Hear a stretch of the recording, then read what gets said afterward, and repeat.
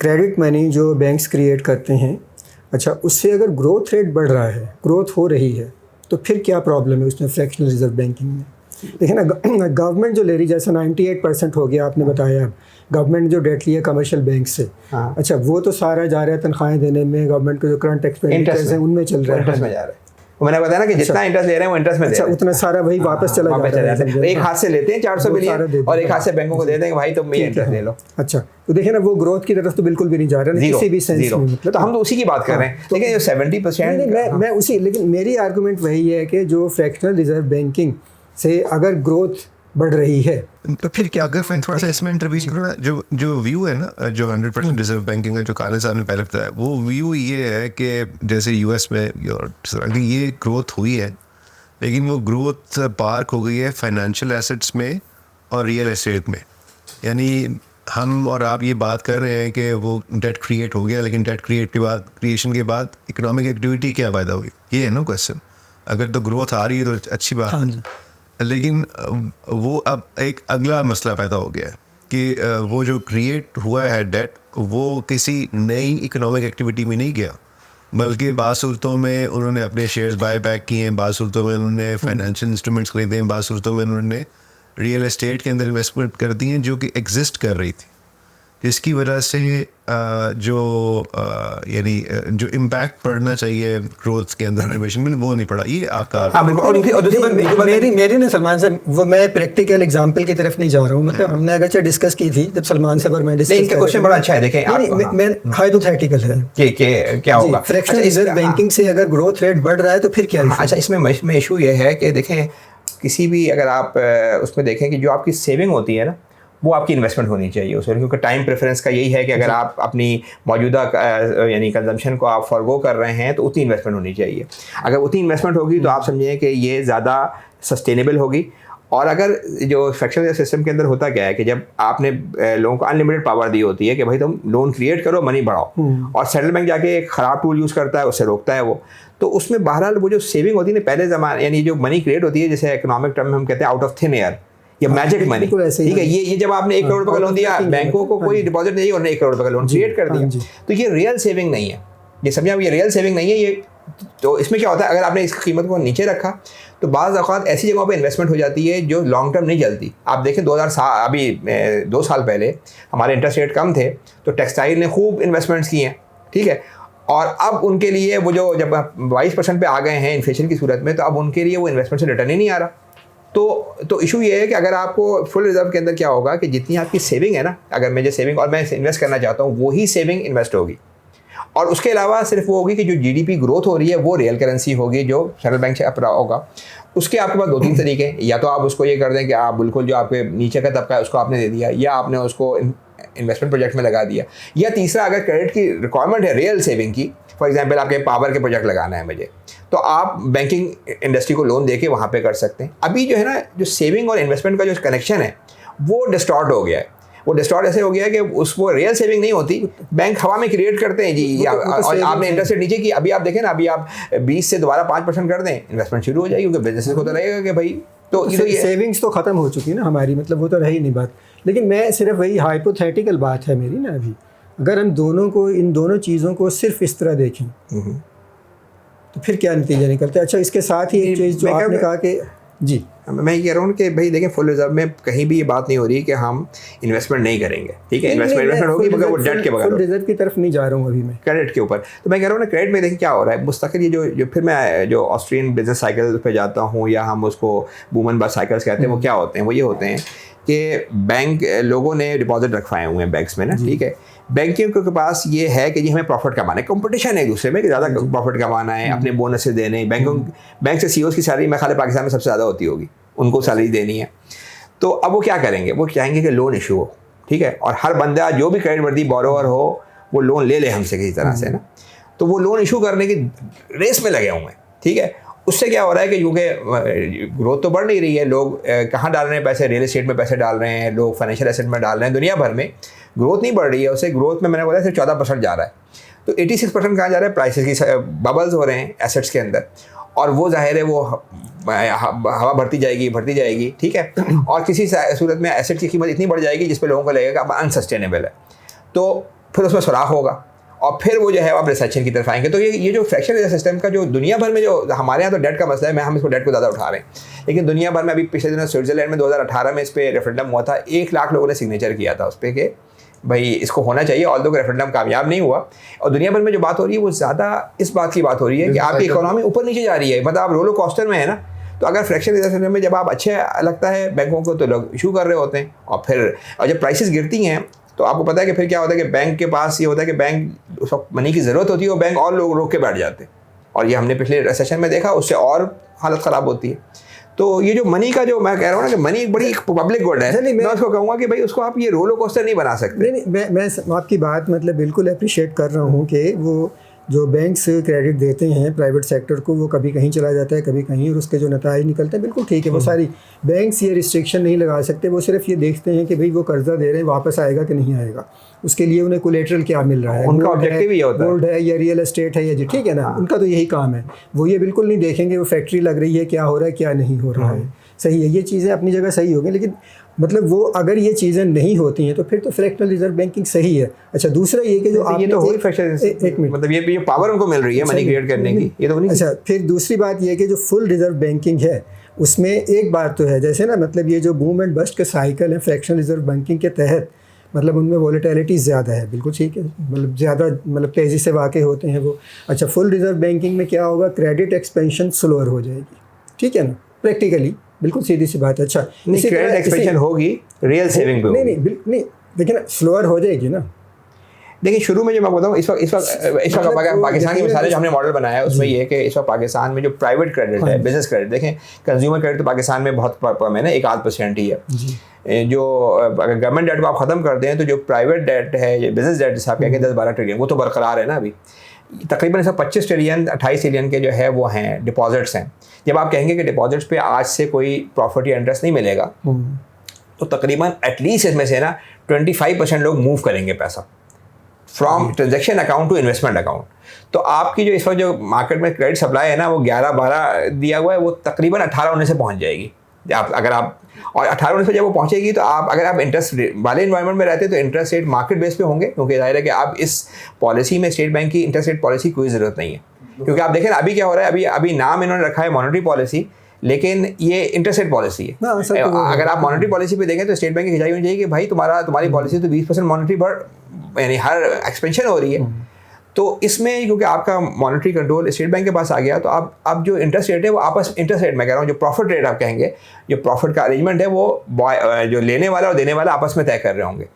तो अगर interest rate environment हो तो आपकी मनी रेट नीचे गिर जाएंगे मनी सप्लाई बढ़ने की वजह से, और अगर आप प्रॉफिट पे जाएंगे तो मोर सस्टेनेबल होगा। तो मेरा ये कहीं ये व्यू यहाँ पे नहीं है कि जी कहीं से भी मनी सप्लाई कम शुरू में तो गलत आ जाएगा।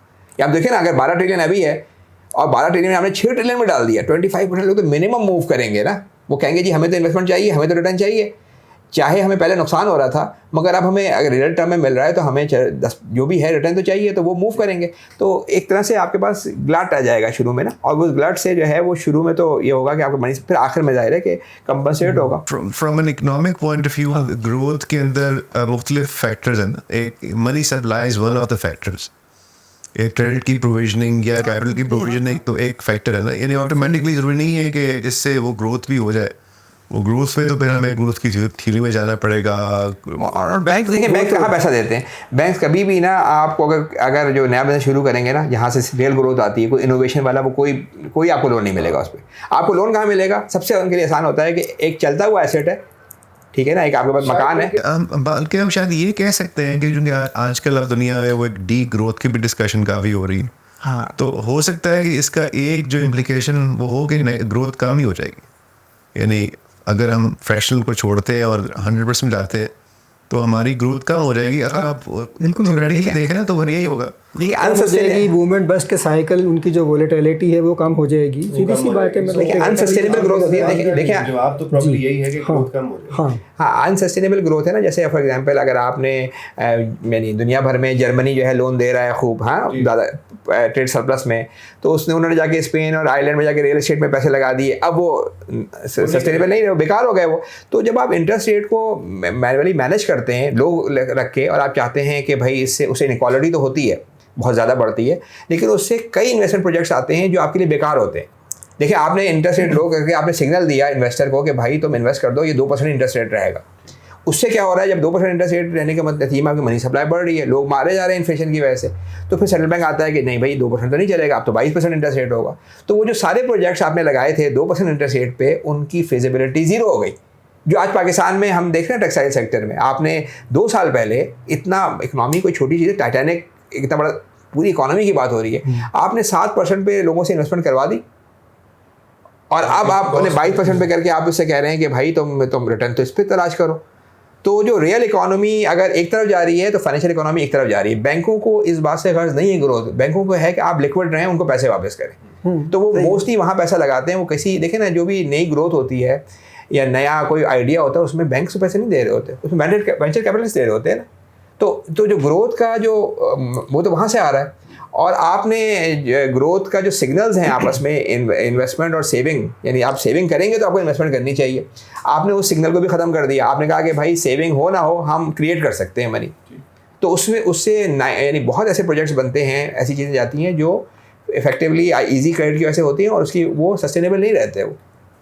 अच्छा, दूसरी तरफ कानी साहब अच्छा ये भी हाइपोथेटिकल है कि फ़र्ज़ करें जो बैंकों का क्रेडिट है 60% गवर्नमेंट के पास गया, चलें वो 60% में से 55% जो है ऐसे मंसूबों में लगा जिससे ग्रोथ बढ़ती है, तो फिर अगर बैंकों का क्रेडिट वहाँ पे जा रहा है, हाँ जी, गवर्नमेंट के पास ही जा रहा है, फ़र्ज़ कर लें हम, और उसमें 60% गया और हाइपोथेटिकल पाकिस्तान में तो मैंने इंटरेस्ट दे रहे हैं। नहीं मैं हाइपोथेटिकल तो मैं कह रहा हूँ उससे ज़्यादा बेहतर तरीका 55% ऐसे मंसूबों पे लगा जिससे ग्रोथ में इजाफा हो। अगर आप जीडीपी ग्रोथ तो हो जाएगी, ठीक है, लेकिन जो आपने जो पैसे लिए होंगे, जो आपने बैंकों से लिए होंगे पैसे, जब कि उस पैसे से आपका डेट भी क्रिएट हो जाएगा और डेट आपको रीपे करना होगा। नहीं लेकिन देखें ना, जब ग्रोथ रेट बढ़ा है तो उसके साथ वेल्थ भी क्रिएट हुई है। बिल्कुल हुई है, लेकिन उससे ज़्यादा अच्छा नहीं है कि वो 60% आप मनी क्रिएट करके, यानी जो जितनी जीडीपी की ग्रोथ है एक्सपेक्टेड जीडीपी 4-5% आपने क्रिएट की विदाउट डेट।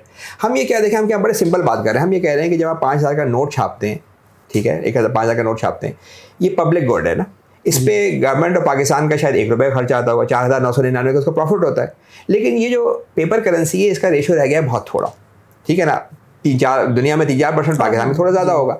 हम सिर्फ क्या बात कर रहे हैं, हम ये कह रहे हैं कि जिस तरह हम नोट छाप रहे हैं उस पर डिजिटल करेंसी सेंट्रल बैंक छापे और वो पहले रियल इकोनॉमी में जाए, वो डेट के साथ ना क्रिएट हो। जिस वजह से सबसे बड़ा मसला है जो डेट दुनिया भर में भरा हुआ है। मैं आपको बताऊं कि पिछले 1950 में तकरीबन जो हाउस होल्ड डेट था वेस्ट के अंदर 0 करीब था, अब वो जीडीपी का 50% हो गया है। हर मकान के साथ, हर गाड़ी के साथ डेट है और ये डेट बढ़ता जाएगा, इसलिए कि बैंक जो आपको लोन इशू कर रहे हैं वो डेट के साथ कर रहे हैं। आपको जो वापस करना है, डेट भी वापस करना है और आपको इंटरेस्ट भी वापस करना है। तो मनी सप्लाई बढ़ती ही जाएगी, यानी मनी सप्लाई इस दुनिया में जो जीडीपी है, अगर 100 ट्रिलियन की जीडीपी है तो बखाला 250 ट्रिलियन का मिनिमम डेट होगा, 2.5। और ये फ्रैक्शनल सिस्टम का तरीका है कि आपको मनी वो क्रिएट करते जा रहे हैं। इंडोजेनस मनी क्रिएशन कहते हैं ना, कि वो क्रिएट हो जा रही है उसके अंदर। तो हम जो फिर में कह रहे हैं कि भाई देखिए पब्लिक गुड है। अगर इस पे इकोनॉमी के जो 2 बड़े स्कूल हैं, सोशल डेमोक्रेट्स हैं या लिबरल इकोनॉमी, जो जनरल चीज़ों में नहीं कहते वो भी कह रहे हैं इस बात को, तो उसकी लॉजिक ये है कि आप डेट में क्यों जाएं। डेट में जाने के बाद इतनी बात हो गई है, इस पर इतना बुक्स लिखी जा चुकी हैं कि डेट से आपको प्रॉब्लम हो रही है, तो आप 60% आपको करनी है ग्रोथ, आप करें, मगर आप मनी क्रिएट करके करें। और वो भी ये ख्याल रखें कि अगर आपने ग्रोथ नहीं हुई तो इन्फ्लेशन होगा, डेट नहीं चढ़ेगा, जो आजकल हालात वो रहेंगे आपके। तो हम सिर्फ ये बात नहीं करें, हम ये कह रहे हैं कि जो इस तरह रुपये छाप रहे हो भाई इसी तरीके से रियल मनी छाप दो। अच्छा, और वो रियल इकोनॉमी में चला जाए। एक दूसरी चीज़ की तरफ आते हैं कि जैसे ना, अब तो मेरा ख्याल है पिछले कोई 10-15 सालों से इस तरह की खबर नहीं आई कि वो लोन्स जो होते थे बैंक के राइट ऑफ होते थे। एक तरीका ये भी तो हो सकता है ना कि लोन जो गवर्नमेंट के जो लोन्स हैं, गवर्नमेंट भी उसमें से राइट ऑफ करवा ले। पहले तो जैसे पॉलिटिशियंस हैं या दूसरे लोग हैं, इनके लोन राइट ऑफ होते रहे हैं ना। नहीं देखिए, अगर गवर्नमेंट लोन राइट ऑफ कराएगी तो उसके अंदर भी तो बैंकों को लॉसेज होंगे ना, और वो लॉसेज डिसप्रोपोर्शनेटली लोगों पर जाके एप्लीकेबल होंगे डिपॉजिटर्स पे। अब डिपॉजिटर्स में कोई बंदा तो ऐसा है वो गरीब है, उसको आपने हिट कर दी, उसको बहुत तकलीफ है। तो कभी भी ये नहीं होता जैसे टैक्सेशन का सिस्टम होता है। आपने अगर थॉमस पैकेटी की बुक पढ़ी है तो उसने जो है वो हाउस होल्ड डेट खत्म, ये जो पब्लिक डेट खत्म करने का उसने एक तरीका लिखा है कि भाई हेयर कट ले लें आप, लेकिन उसने उसको रिकमेंड नहीं किया, क्योंकि हेयर कट जब लेते हैं तो उसमें नुकसान ज़्यादा ऐसे लोगों का होता है कि जो कैश पे बैठे हुए हैं, जो ज़रा वल्नरेबल होते हैं, जो ज़्यादा अक्लमंद लोग होते हैं, बिजनेसमैन होते हैं, वो रियल एस्टेट पे बैठे होते हैं, वो फाइनेंशियल एसेट बैठे होते हैं। तो उसने रिकमेंड नहीं किया, उसने भी वेल्थ टैक्स का कंसेप्ट दिया कि भाई आप वर्ल्ड वाइड एक वेल्थ टैक्स हो जिससे हम लगाएं, जो मेरा ख्याल है कि अगर हम अपने रास्ते देखें कि ज़कात का सिस्टम है जिसमें हम वेल्थ पे लगा रहे हैं, जिससे आप इकोनॉमिक एक्टिविटी ख़राब नहीं होती, और 2.5% आप वेल्थ से लेकर डिस्ट्रीब्यूट कर देते हैं। तो उसने भी तकरीबन यही 2-3% का उसमें तस्करा किया है वर्ल्ड वाइड की। अगर आपको तो हाउ यानी जो डेट की बात कर रहे हैं वो भी हेयर कट की बात नहीं कर रहा, उससे बड़ी डिटेल में से बात की है कि इसका नुकसान जो है गरीबों को ज़्यादा हो जाएगा। क्योंकि गवर्नमेंट देखें, अगर आप कहती है कि मैं आज से 100 रुपये हैं नहीं, मैं 30 रुपये नहीं दूँगी, एक तो मार्केट में एकदम पैनिक हो जाएगा। उसका लॉस जब जाएगा तो कोई बैंक तो इस पोजीशन में होगा, कोई बैंक डिफ़ॉल्ट कर जाएगा, फिर वो जो इन लोगों को नुकसान जाएगा। तो एक इससे बहुत सीमलेस सिस्टम है। पता है, मिल्टन फ्रीडमैन से पूछा किसी ने कि भाई जो फुल रिजर्व सिस्टम है, ये मैं फिर कह रहा हूँ कि 20वीं सदी का मेरा ख्याल सबसे बड़ा मॉनेटरी इकोनॉमिस्ट है।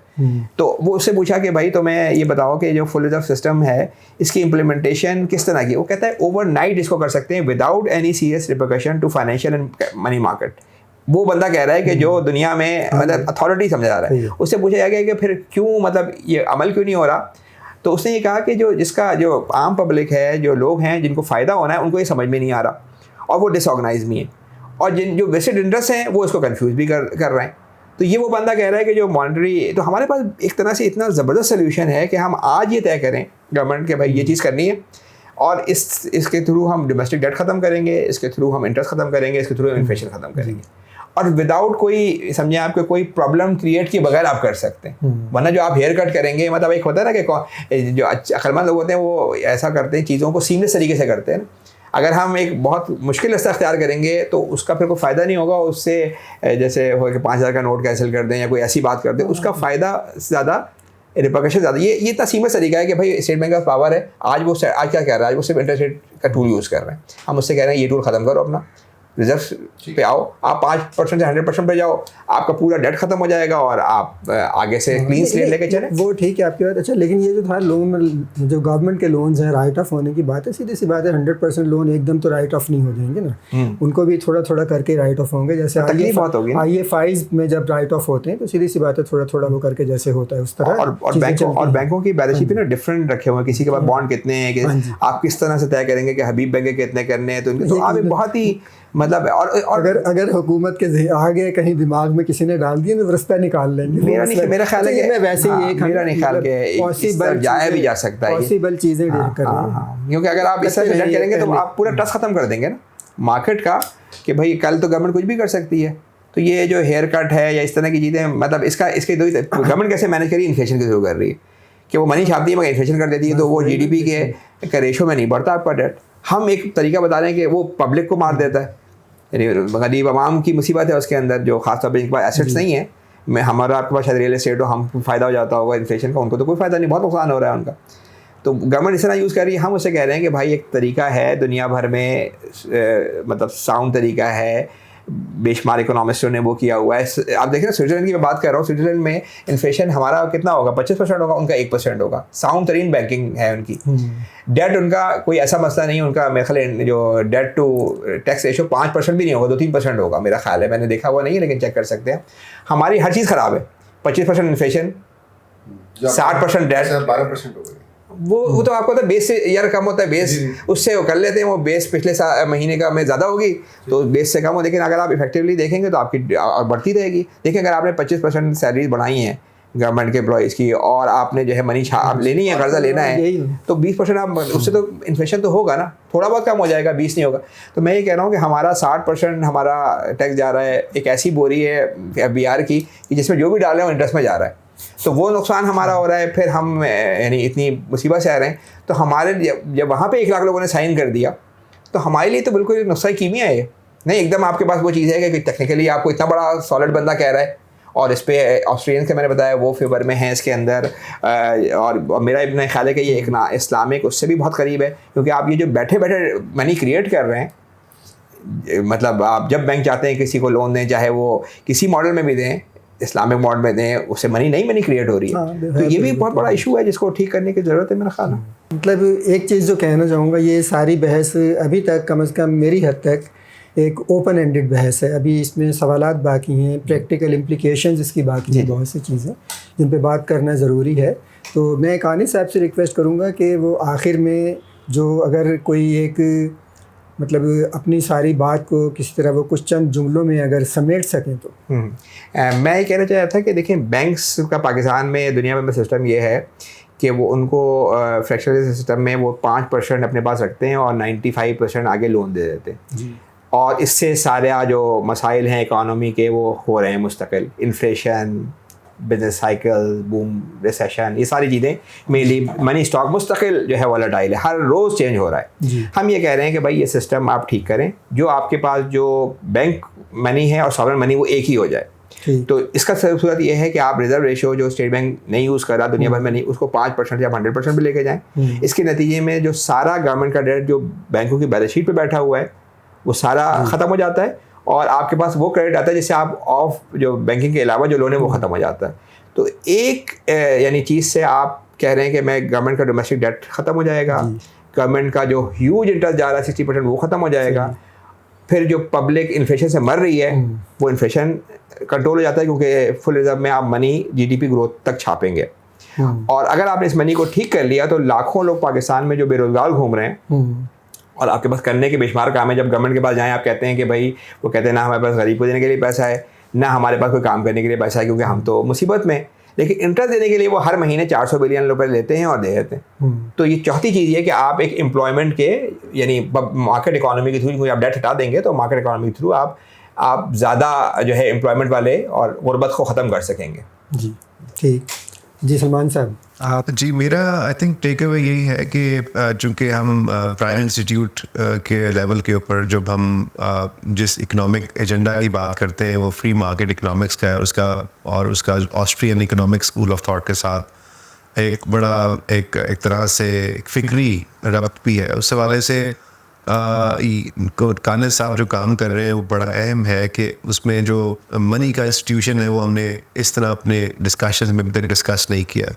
हमने फ्री ट्रेड की बात की है, हमने टैक्सेशन रेट को कम करने की बात की है, बिजनेस रेगुलेशंस की हम बात करते रहते हैं कि गवर्नमेंट को उसमें से निकलना चाहिए या उस हवाले से ये आज की हमने जिस आपने आई एग्री विद यू के एक डिस्कशन को हमने ओपन किया है कि मनी चूँकि एक one of the very fundamental institution of capitalism, जिस तरह ट्रेड है, जिस तरह कॉन्ट्रैक्ट्स है, जिस तरह आपके बाकी इंस्टीट्यूशंस है, उस तरह money is also an institution. तो उसकी ओनरशिप किसके पास है? एक डायरेक्ट जो इम्प्लिकेशन है इस मैसेज का 100% रिजर्व बैंकिंग का वो ये है कि प्राइवेटाइजेशन से प्राइवेट मनी से हम नेशनलाइजेशन ऑफ मनी की तरफ जा रहे हैं। ये एक बड़ा राज इसकी इम्प्लिकेशन है जो कि हमारे जनरली जो स्कूल ऑफ थॉट्स है उससे मुताबिकत नहीं रखती, लेकिन ये इंटरेस्टिंग बात है कि ऑस्ट्रियन स्कूल में उसको एक्नॉलेज करता है। तो इसकी भी वजह थोड़ी सी मजीद इसमें मैं एक बात करना चाहूँगा, नेशनलाइजेशन का मतलब ये है कि हम मनी का क्वांटिटी तो कंट्रोल कर रहे हैं क्वांटिटी, लेकिन अदरवाइज जो है बैंक्स में इनोवेशन पॉइंट ऑफ व्यू नहीं, आप समझिए कि बैंकों के हज़ारों डिपॉजिट अकाउंट्स हैं और वो अगर वो अच्छी टेक्नोलॉजी ला रहे हैं, वो कहाँ यूज़ कर रहे हैं उस मनी को, तो वो उनके हाथ में ज़ाहिर है। जस्ट टू कंक्लूड इस पर तो बैंक्स एक तरह से बहुत ईजीली प्रॉफिट अर्न कर रहे हैं। इस बार मुझे भी बहुत एज एन इकोनॉमिस्ट तकलीफ होती है कि हमने अपने एक बड़े जो इकोनॉमिक सेक्टर के अंदर ये ग्रोथ में वो नहीं हो रही, बल्कि किसी ने लिखा था इस बजट के ऊपर भी ये बैंकर्स बजट है। तो वो एक यकीनन प्रॉब्लमेटिक चीज़ है और जो बैंक आप यूज़ टू हो चुके हुए इस तरह गवर्नमेंट के साथ, और गवर्नमेंट जो यूज़ टू हो चुकी है उसको ब्रेक करना एक कोई बहुत आसान चीज़ नहीं है। लेकिन मेरी व्यू यही है कि इसमें हमें डेफिनेटली ज़्यादा इकोनॉमिक ग्रोथ की तरफ और जो रियल इकोनॉमिक ग्रोथ है उसकी तरफ जाने की ज़रूरत है। इस लिहाज से आई थिंक इसको डिबेट को हमें ओपन रखना चाहिए, जारी रखना चाहिए कि द इंस्टीट्यूशन ऑफ मनी उसका क्या किरदार है इकोनॉमिक ग्रोथ के अंदर, और उसकी जो गवर्निंग रूल्स एंड रेगुलेशंस हैं वो क्या किस तरह इवॉल्व कर सकते हैं। अच्छा, सारी जो गुफ्तगू थी हमारी असल में तो एक तरह से देखा जाए तो वो जो थ्योरी ऑफ मनी है उस पर भी बेस्ड है।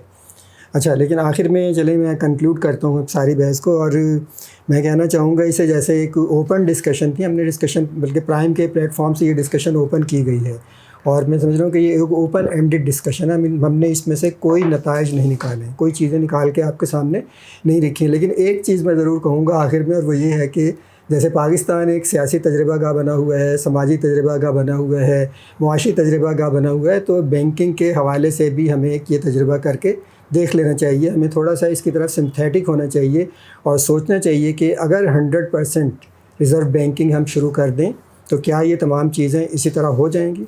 तो इसके साथ ही आज की हमारा ये जो पॉडकास्ट है ख़त्म होती है। शुक्रिया।